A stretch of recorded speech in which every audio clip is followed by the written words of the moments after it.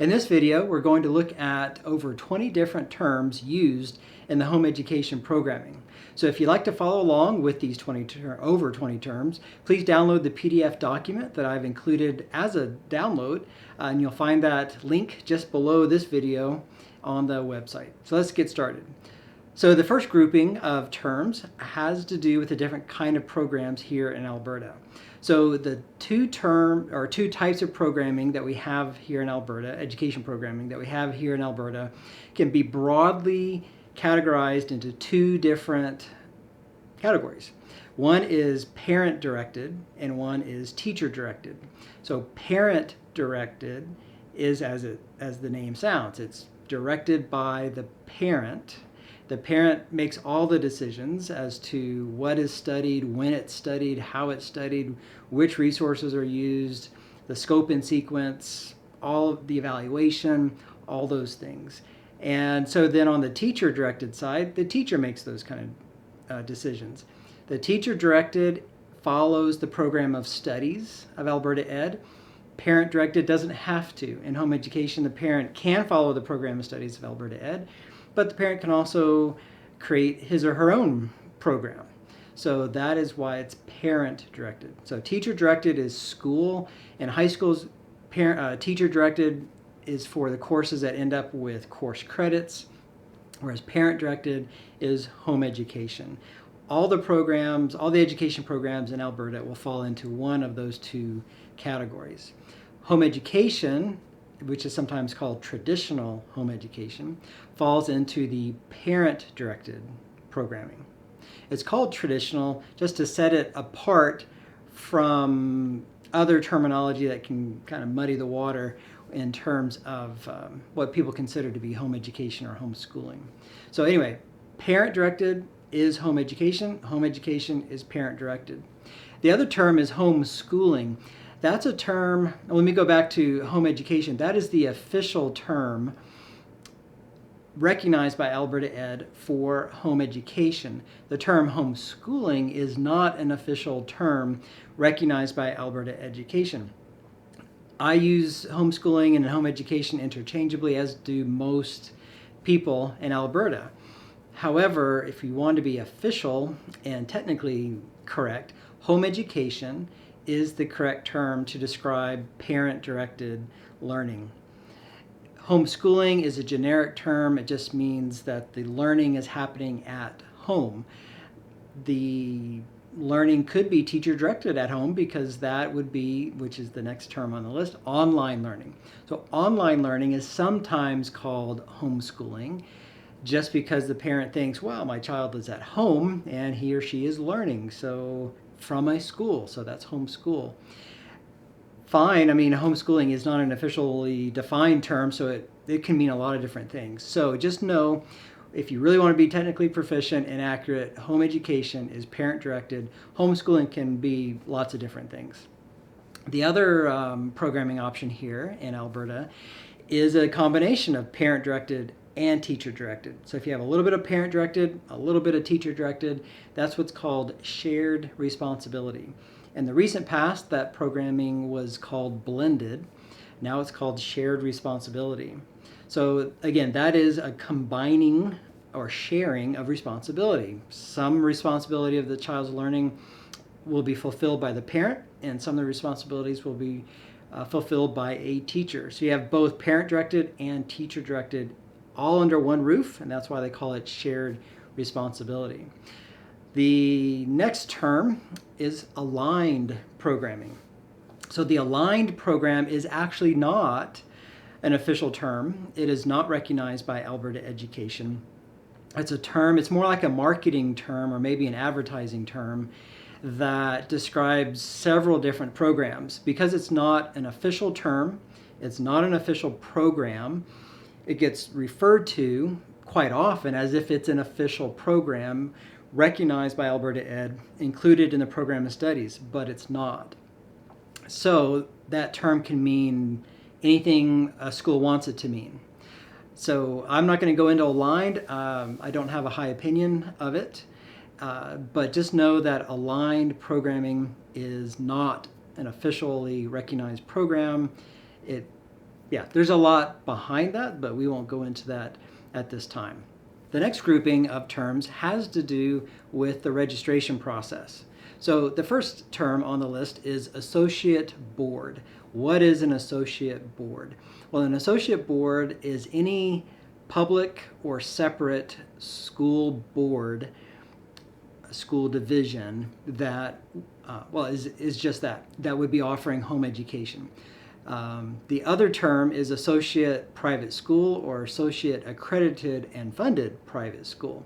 So a home ed program can be offered by a public school, public/separate school, or a private school.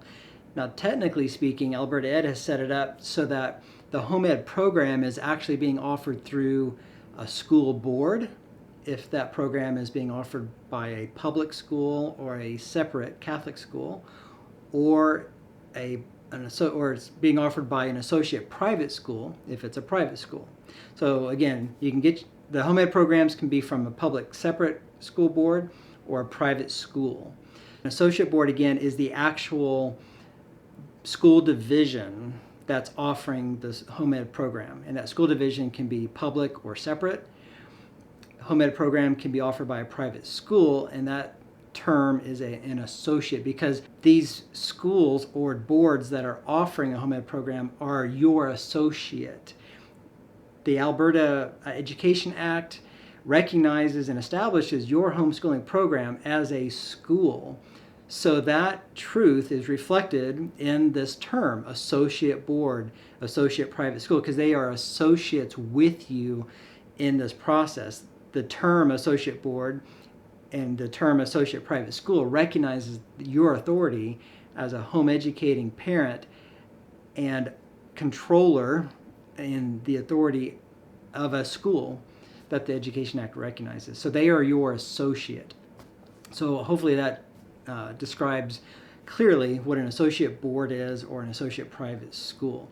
A home ed program can come from a school, and so you don't have to go to the school division to find the home ed program. Within a school division like ours, our St. Isidore Learning Center is the school that offers the home ed program, but our school is part of Elk Island Catholic Schools, or the school division. So our associate board is Elk Island Catholic Schools, even though the home ed program is offered through the school called St. Isidore Learning Center.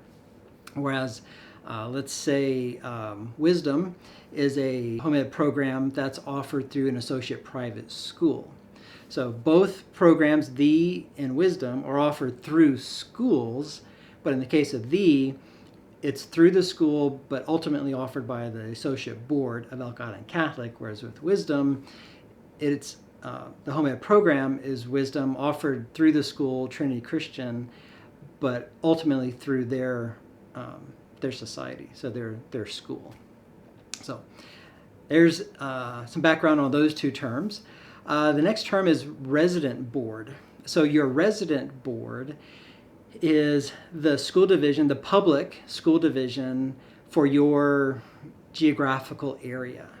So I live in Ardrossan, and so my resident board is Elk Island Public Schools. So if I were filling out a form that asked for my resident school board, I would fill in Elk Island Public Schools.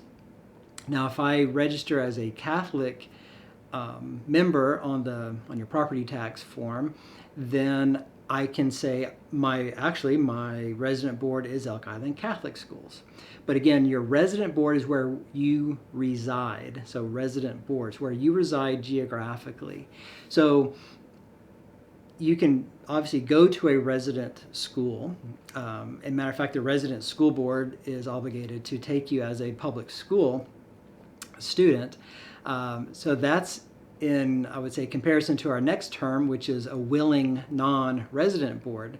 So you have a resident board, which is where you reside. The non-resident is, as the name implies, not in your residential area. So a willing non-resident board, as it applies to home education, means that I could register my child as a homeschooling student from a program down in Calgary if I wanted to. If I could find an associate private school or an associate board that is a willing non-resident board or a willing non-resident school authority. So the term means that that school is willing to accept my student who is a non-resident of their area. So that's where the term willing non-resident board comes from. And here in Alberta, a home ed student can register with a home ed program that's being run from a school or board that is outside of that family's residential or geographical area. So that's what a willing non-resident board means. Of course, then you have a public school board, and that just means that is it can be a resident school board or a willing non-resident school board, but the public is just that. You have public here in Alberta, and this may be obvious for people who have grown up here in Alberta, but if you're new to Alberta, Alberta has public schooling and separate. So public schooling is just that. It's public, secular. Then you have your separate schools, which would be your Catholic school system.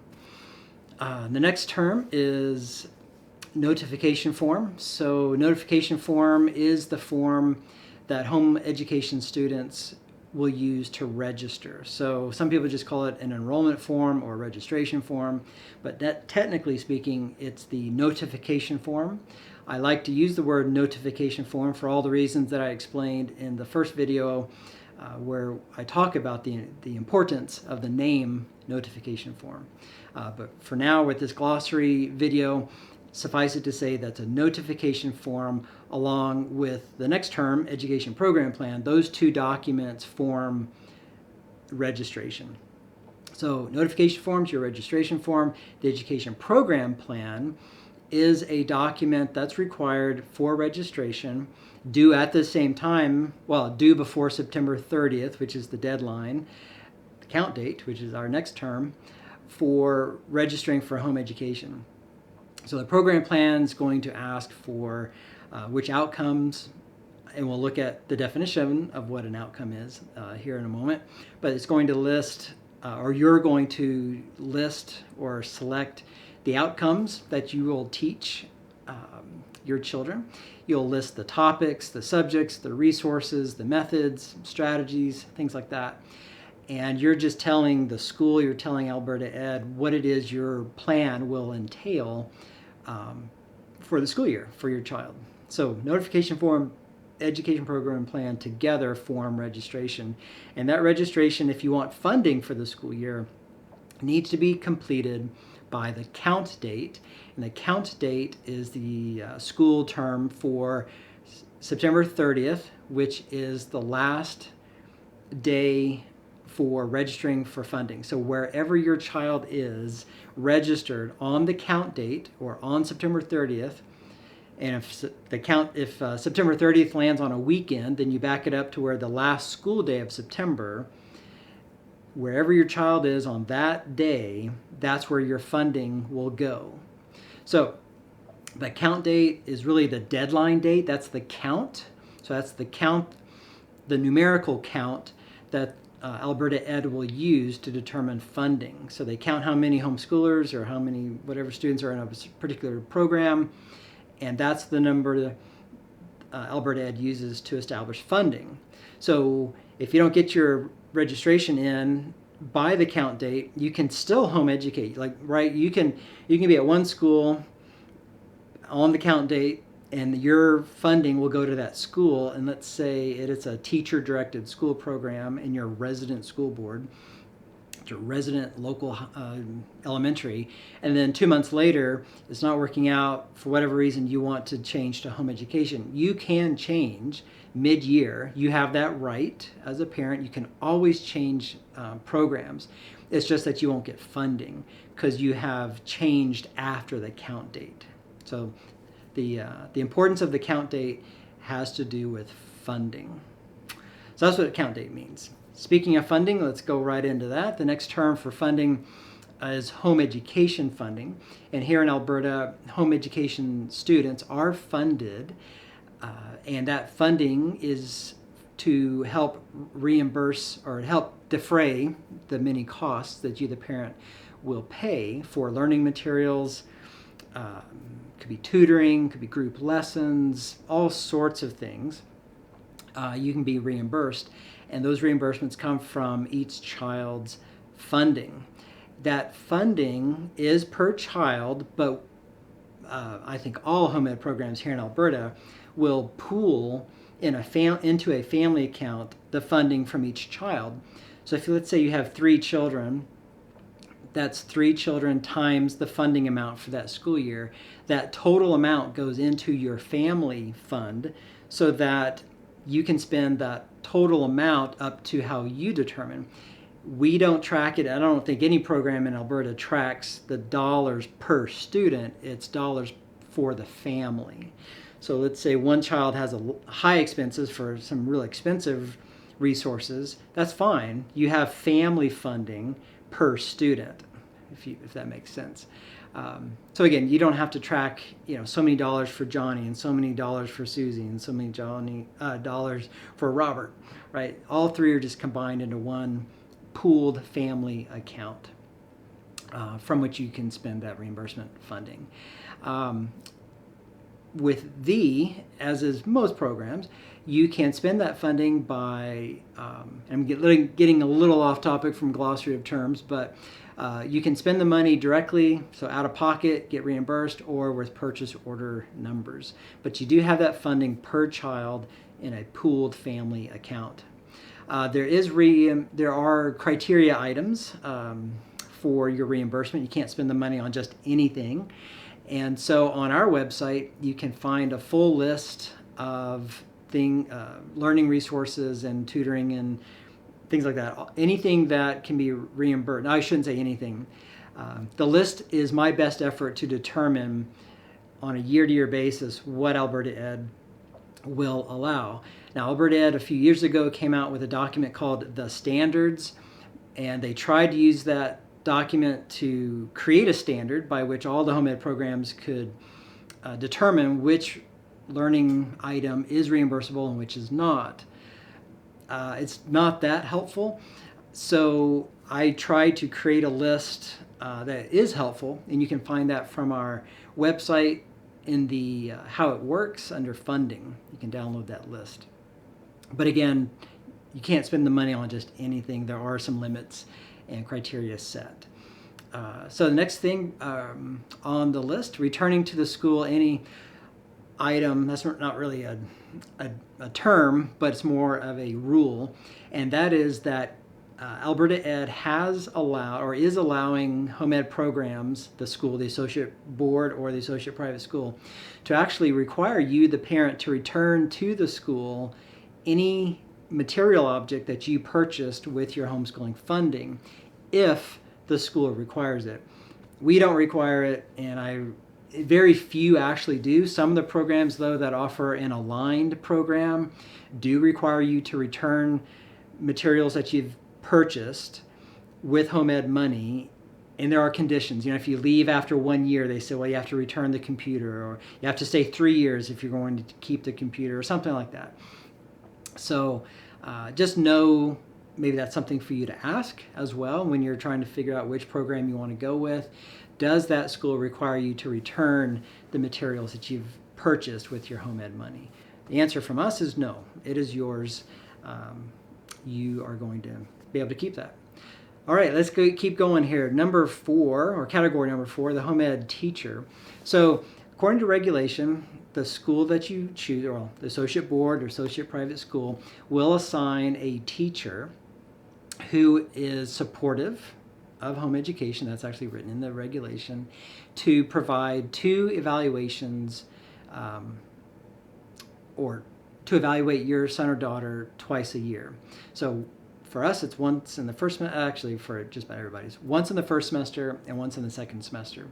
So because we, and again, many home ed programs believe this too, they definitely recognize the parent is the teacher.